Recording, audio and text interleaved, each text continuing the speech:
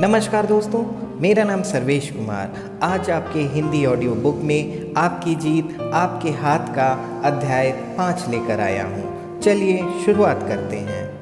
अध्याय 5 का टॉपिक है हमारे दुश्मन। जीव जगत में प्रत्येक प्राणी का कोई न कोई प्राणी दुश्मन होता है। अपने शत्रु को हानि पहुँचाना, मारकर खा जाना या जन्मजात लक्षण होता है। मनुष्य प्राणी जगत में सबसे उन्नत, विकसित और बुद्धिमान जीव है। वह भी मांसाहारी होने के कारण अनेक जीवों का दुश्मन है। आशय यह है कि हर किसी का कोई न कोई दुश्मन होता है। मानव के भी दुश्मन होते हैं, वह इसका अपवाद नहीं है। मानव बुद्धिमान प्राणी है। प्रत्येक कार्य वह बुद्धि के बल पर करता है। प्रत्येक कार्य का विवेचन, विश्लेषण करता है। अपनी कुशाग्र बुद्धि के कारण आत्मविश्लेषण भी करता है। अपनी इसी चिंतन और मनन के कारण उसने नाना प्रकार के धर्मों, आचार संहिताओं और नीतियों का निर्धारण किया और उनको पालन करने पर जोर देकर अपना जीवन और भी सफल, सुंदर बनाने का प्रयास किया है। आत्मविश्लेषण की शक्ति केवल मनुष्य में है। वह अपना आत्मविश्लेषण कर अपनी अच्छाई या बुराई स्वयं समझता है और तब इसी आधार पर वह इस बात का निर्धारण करता है कि उसे क्या करना चाहिए और क्या नहीं करना चाहिए। प्रत्येक जीव का कोई न कोई शत्रु होता है, पर मनुष्य ने अपना विश्लेषण कर यह भी जाना कि वह स्वयं ही अपना सबसे बड़ा शत्रु है। बाहर से अधिक भयानक शत्रु उसके मन मस्तिष्क में ही है। अपने चिंतक के द्वारा उसने इस सत्य को जाना है। मनुष्य समूह में रहता है, एकांकी जीवन व्यतीत करने वाला जीव नहीं है। समूह में रहने के कारण कोई न कोई उस पर शासन करने वाला, उसका पथ प्रदर्शन करने वाला होता है। विद्वान, चिंतक, साधु, महात्मा इसी श्रेणी में आते हैं। समय समय पर वह मनुष्य का मार्गदर्शन करते हैं। ऐसे ही विद्वान एवं महात्माओं ने स्वयं इस बात को प्रमाणित किया है कि मनुष्य स्वयं अपना सबसे बड़ा दुश्मन है। बाहर के दुश्मन उसकी इतनी हानि नहीं करते हैं जितनी कि उसके अंदर के दुश्मन। अपने जीवन में अनुभव के आधार पर स्वयं मनुष्य ने इस तथ्य को ठीक पाया है कि सचमुच वह स्वयं अपना सबसे बड़ा दुश्मन है। हमारे दुश्मन बाह्य जगत में तो हैं ही, पर ये दुश्मन हमारी उतनी हानि नहीं कर पाते जितनी कि हमारे भीतरी दुश्मन कर जाते हैं। सबसे बड़ी हानि यही हमारे अपने दुश्मन करते हैं। स्वामी दयानंद सरस्वती ने कहा है, आदमी खुद अपना सबसे बड़ा दुश्मन है। अपने हर नुकसान, अपनी प्रत्येक पराजय के लिए वह स्वयं जिम्मेदार है। स्वामी दयानंद का यह कथन सर्वथा सत्य है। आप अपना विश्लेषण करके देखिए, यह सत्य बड़ा कड़वा है पर है सत्य। जब आप ईमानदारी के साथ अपना आत्मविश्लेषण करेंगे तो इस बात को ठीक पाएंगे। आदमी के मन में स्वयं इसके कई शत्रु हैं। यही शत्रु उसको हानि करते हैं, उसका जीवन अस्त व्यस्त करते हैं, उसका सारा बना बनाया खेल बिगाड़ देते हैं। आदमी का मन मस्तिष्क इन शत्रुओं का शिकार हो जाया करता है।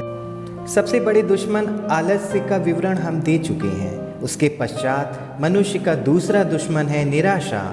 निराशा मनुष्य का एक शक्तिशाली दुश्मन है। निराशा जब आदमी को घेर लेती है, निराशा आदमी के मन में आकर बैठ जाती है तो उसका शरीर, उसका मन सब कुछ ढीला पड़ जाता है। निराशा की प्रबलता के कारण वह कुछ नहीं कर पाता और कि कर्तव्य विमूढ़ हो जाता है, अंधकार में भटकने लगता है। निराशा उसका तन मन तोड़कर रख देती है।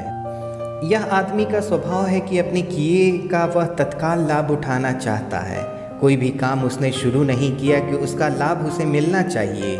यदि लाभ नहीं मिला तो वह निराश हो जाता है। अपने उस काम में उसका मन नहीं लगता है, उसका शरीर ढीला हो जाता है। प्रत्येक कार्य का तत्काल अच्छा परिणाम प्राप्त करने की इच्छा ही इसका कारण है। वह प्रयत्न करना छोड़ देता है। मनुष्य अपनी इसी प्रवृत्ति के कारण अपने जीवन में मात खाता है। कार्यारंभ के साथ ही उसका शुभ फल चाहता है। अंग्रेजी में एक कहावत है, try and try again you will succeed at last. अर्थात एक के बाद एक प्रयत्न करते रहो, अंत में तुम सफल होगे। एक कहानी भी है। किसी देश का एक राजा युद्ध में पराजित हो गया। दुखी होकर वह एक गुफा में जाकर आराम करने लगा। गुफा की दीवार पर उसकी नज़र गई। देखता है कि एक चींटी दीवार पर चढ़ रही है। वह बार बार गिर जाती है। हर बार गिरने के बाद भी वह अपना प्रयास बंद नहीं करती है। कई बार गिरने के बाद वह दीवार पर चढ़ने में सफल हो गई। वह राजा उछलकर खड़ा हो गया। उसे एक गुरु मंत्र मिल गया। जब चींटी जैसा तुच्छ जीव सफलता प्राप्त कर सकता है तो कोई कारण नहीं कि वह सफल न हो सके। बार बार गिरने के बाद भी चींटी ने सफलता प्राप्त कर ली। वह पराजित हो गया तो क्या हो गया, फिर सफलता प्राप्त कर सकता है। वह निराश नहीं होगा, पीछे नहीं हटेगा। राजा पुनः युद्ध के मैदान में डट गया। अंततः उसे सफलता प्राप्त कर ली। निराश होकर अगर वह बैठ जाता तो उसे अपने जीवन में कुछ न मिलता। निराशा हमारे दुश्मनों की श्रेणी में आती है। निराशा को अपने जीवन में सम्मान न दें। निराशा की अधिकता आदमी को पागल बना देती है। उसे आत्महत्या करने पर विवश कर देती है। प्रायः समाचार पत्रों में पढ़ने को मिलता है, अमुक व्यक्ति ने बीमारी से निराश होकर आत्महत्या कर ली। परीक्षा में सफलता नहीं मिली तो आत्महत्या कर ली। नौकरी में प्रोन्नति नहीं मिली तो आत्महत्या कर ली। गरीबी से तंग आ गए तो आत्महत्या कर ली। प्रेम में निराशा मिली तो आत्महत्या कर ली। निराशा जब अपनी चरम सीमा पर आ जाती है तो उसका यही परिणाम होता है। निराशा बहुत छोटे रूप में चुपके से आती है। आपके मन में अपना घर बना लेती है, फिर धीरे धीरे अपने पैर फैलाती है। अपनी विचार शक्ति पर अधिकार कर आपके शरीर को सुस्त बना डालती है। इस प्रकार उसका आकार सुरसा के समान बढ़ता जाता है। फिर एक दिन आप निराश होकर बैठ जाते हैं, आत्महत्या कर लेते हैं या अपना जीवन एकदम चौपट कर लेते हैं। जीवन से निराश लोग न केवल अपना जीवन नष्ट करते हैं वरन अपने परिवार को भी नष्ट कर डालते हैं। अपने साथ साथ वह दूसरों की भी जान ले बैठते हैं। प्रायः पढ़ने में आता है, अपनी गरीबी से तंग आकर अमुक व्यक्ति ने अपने परिवार की आत्महत्या करने के बाद स्वयं आत्महत्या कर ली। अपने साथ साथ वह दूसरों की भी जान ले बैठते हैं। प्रायः पढ़ने में आता है कि अपनी गरीबी से तंग आकर अमुक व्यक्ति ने अपने परिवार की हत्या करने के बाद स्वयं आत्महत्या कर ली। अपने आप गया सो गया ही, अपने साथ दूसरों का भी जीवन लेता गया। अखबार सामने है, एक सनसनीखेज समाचार प्रथम पृष्ठ पर है। एक व्यक्ति किसी पेट्रोल पंप पर अच्छी खासी नौकरी करता था। किसी कारणवश नौकरी छूट गई। निराश होकर उसने मोटर कारों की खरीद बिक्री का धंधा शुरू कर दिया। पुरानी नई कारें खरीदना बेचना, इसमें घाटा होने लगा। नौबत यहाँ तक आ गई कि घर का सामान बिकने लगा। फ्रिज गया, टेलीविज़न गया, फर्नीचर गया, फिर घर के बर्तन बिकने लगे। फीस न देने के कारण बच्चों का नाम स्कूल से कट गया। वह घर बैठ गया। निराशा अपनी चरम सीमा पर आ गई। तब उस व्यक्ति ने रात के सन्नाटे में सारे घर में पेट्रोल छिड़क कर आग लगा दी। परिवार सहित स्वयं भस्म हो गया। कैसा दर्दनाक हादसा है! निराशा का कैसा विभत्स रूप है! निराशा हमारे दुश्मनों में प्रमुख दुश्मन है। उसे अपने जीवन में स्थान मत दीजिए। कोई कार्य आप कर रहे हैं, उसका तत्काल शुभ फल सामने नहीं आ रहा है तो इसमें निराश होने की आवश्यकता नहीं है। अपना मन छोटा मत करिए, उस कार्य को छोड़िए नहीं, लगे रहिए। और यदि आप बराबर लगे रहें तो अपने लक्ष्य को प्राप्त कर लेंगे। आपको सफलता अवश्य मिलेगी। निराश होने पर तो जो कुछ आपका चला गया है उसके साथ साथ आप और कुछ भी गंवा देंगे। आपका और भी नुकसान हो जाएगा। इस प्रकार आप निराशा के चंगुल में पड़कर गहरा धक्का खाएंगे। निराश मत होइए, लगे रहिए, रास्ता स्वयं मिलेगा। प्रयत्न करना बंद मत करिए, हिम्मत मत हारिए। राजा हरिश्चंद्र की धार्मिक कथा सामने है। उन पर क्या क्या संकट नहीं आए पर हिम्मत नहीं हारी, अपने सिद्धांत पर अटल रहे और अंत में सफलता प्राप्त कर इतिहास में अपना नाम अमर कर गए। निराश होना, हिम्मत हार बैठना बिल्कुल मत जानिए। जिस भी कार्य में आप लगे हैं करते रहिए। पत्थर पर लगातार आते जाते रहने से रस्सी भी अपना निशान छोड़ जाती है। मुलायम रस्सी कठोर पत्थर पर अपनी छाप छोड़ जाती है। आप प्रयत्न करते रहेंगे तो ऐसी ही सफलता की छाप लगा सकते हैं। कभी भी निराश मत होइए। निराशा को अपने स्थान दिया नहीं कि आपका सारा काम बिगड़ जाएगा। आपके सारे किए कराए पर पानी फिर जाएगा। आपका रास्ता अवरुद्ध हो जाएगा। निराश होना अपने पैरों पर कुल्हाड़ी मारने के समान है। किसी कार्य में असफल हो जाने पर निराशा क्यों? निराश मत होइए। असफलता जब सामने आए तो इस बात पर गंभीरता के साथ विवेचन करिए कि असफलता क्यों हुई, उसके कारण क्या थे। इस प्रकार कारणों को खोजिए, उन तमाम कमजोरियों को दूर करिए जिनके कारण आपको असफलता मिली है। देखिए तब सफलता कैसे नहीं मिलती है। परीक्षा में आप फेल हो गए, क्यों? इसमें आपका ही दोष है। आपने प्रश्नों को सही न समझा होगा, उत्तर ठीक न दिए होंगे, अर्थात आपने पढ़ाई ठीक से नहीं की। उत्तर ठीक न दिए होंगे अर्थात आपने पढ़ाई ठीक से नहीं की। परीक्षा में जो कुछ भी आया है वह आपके कोर्स की सीमा से बाहर का तो न था। सीमा के भीतर ही आपसे प्रश्न किए गए थे। इसमें दोष आपका है। आप असफल हो गए। आप भविष्य में अपनी कमजोरी दूर करिए, अवश्य सफल होंगे। असफलता पर अधिक ध्यान देंगे तो आपका उत्साह ठंडा पड़ जाएगा। उत्साह ठंडा पड़ जाने से तो आपकी हानि है। आपके कार्य करने की क्षमता कम हो जाएगी। असफलता मिलने पर प्रायः उत्साह ठंडा पड़ जाता है। किसी भी प्रतियोगिता में भाग लेने पर जब असफलता हाथ आती है तो उत्साह ठंडा पड़ जाना मनुष्य का स्वाभाविक गुण है। वास्तव में देखा जाए तो यह गुण बहुत बड़ी दुर्बलता है। उत्साह ठंडा पड़ जाने पर इस ओर से रुचि कम हो जाती है, उसमें सफलता के द्वार बंद हो जाते हैं। इस प्रकार असफल होने पर उत्साह में कमी न आने दे। असफल होने पर तो और दुगने उत्साह से अपना कार्य करें, फिर देखें कि कैसे सफलता आपके पास नहीं आती। वैज्ञानिकों को देखिए, उनके जीवन का इतिहास पढ़िए। एक एक आविष्कार करने के लिए उनको न जाने कितनी कितनी बड़ी बार असफलताओं का सामना करना पड़ा, पर लगातार उत्साह बढ़ा कर लगे रहे और आविष्कार करने में सफल हो गए।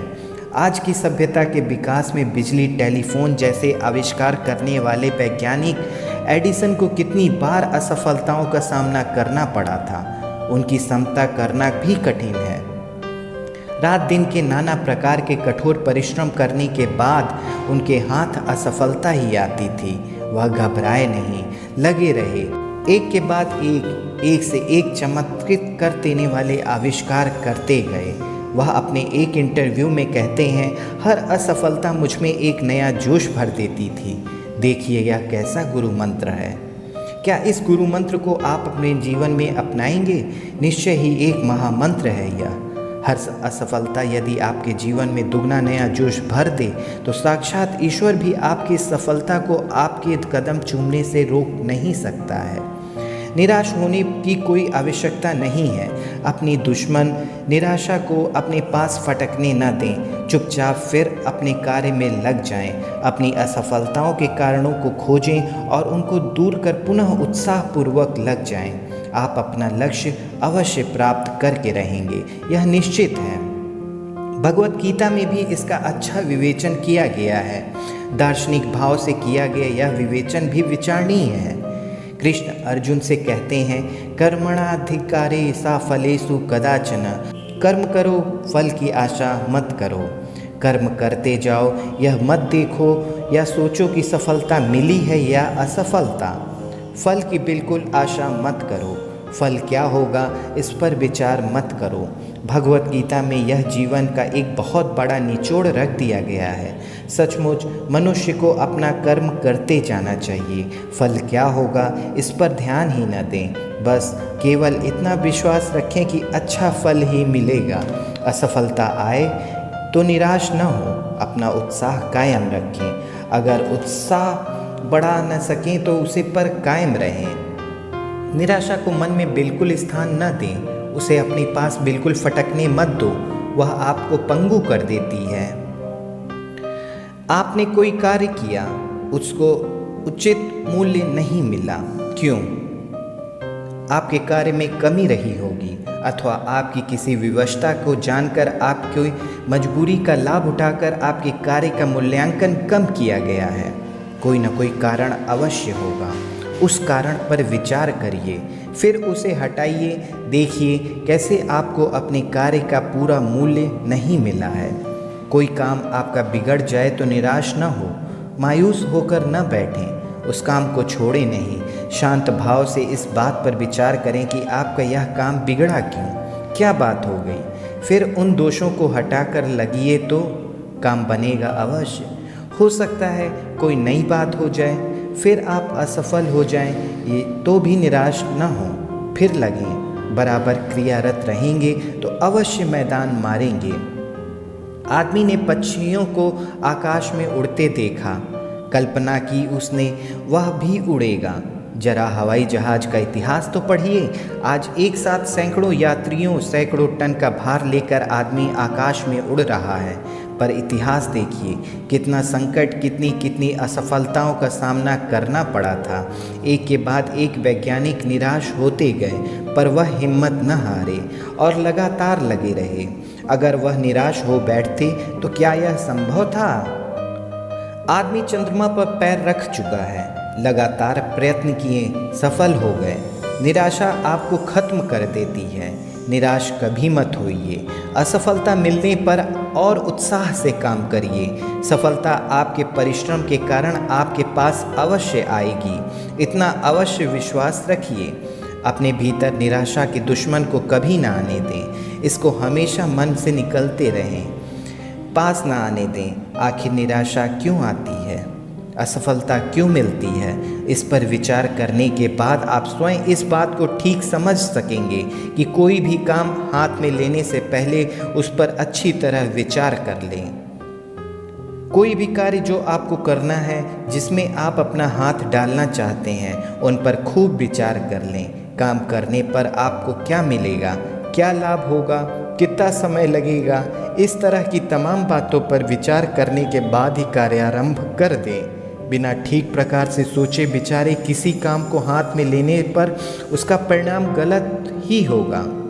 ईश्वर ने मनुष्य को बुद्धि दी है, अपनी बुद्धि का प्रयोग करें। इस प्रकार आप व्यर्थ नुकसान न उठाएंगे।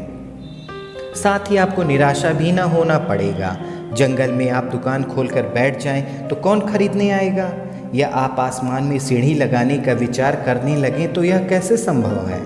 अपनी सीमाओं, अपनी क्षमता और शक्ति का आकलन करने के बाद ही कार्य में हाथ डालें। इस प्रकार पर्याप्त सोच विचार करने के उपरांत आपको निराश न होना पड़ेगा। असफलता मिल सकती है, पर सफलता अवश्य मिलेगी। बिना अच्छी तरह सोचे विचारे किसी काम में हाथ न लगाएं। वही काम करें जो आपकी सामर्थ्य के भीतर है। अपनी क्षमताओं और सीमाओं और सीमा के भीतर ही कार्य का निर्णय करें। ऐसी बात नहीं है कि आपके लायक काम न हो। मेरे दोस्त, यह दुनिया बहुत बड़ी है। यहाँ हर व्यक्ति के लिए कोई न कोई कार्य अवश्य ही है। इस कारण खाली बैठने या बेकार रहने का सवाल ही नहीं उठता है। यदि आप खाली बैठे हैं या बेकार हैं तो उसमें समाज का या सरकार का कोई दोष नहीं है। आपके लिए कुछ न कुछ कार्य अवश्य है। यह बात अलग है कि आप कोई कार्य का निर्णय न कर पाते हों। बहुतों की यह इच्छा होती है कि उसका मनचाहा काम मिले। मनचाहा काम न मिलने पर वह खाली बेकार बैठे रहते हैं। मनचाहा काम न मिले न सही, कुछ और काम करिए, कुछ न कुछ तो करिए। बेकार खाली बैठने से तो अच्छा है इच्छा के विरुद्ध भी आप कार्य करें। समय आने पर मनचाहा कार्य मिल भी सकता है। सबसे बड़ी बात यह है कि आदमी की हर इच्छा पूरी हो, यह आवश्यक नहीं है। ऐसा होता भी नहीं है। अपनी इच्छा का दामन का कार्य करें। कार्य आप करेंगे, प्रत्येक कार्य का कुछ न कुछ फल अवश्य मिलता है। उसकी क्षमता के अनुसार फल अवश्य मिलेगा। जीवन निष्क्रिय न करें, जिंदगी जीने के लिए है। इस पर विचार करें। बहुत बहुत शुक्रिया दोस्तों।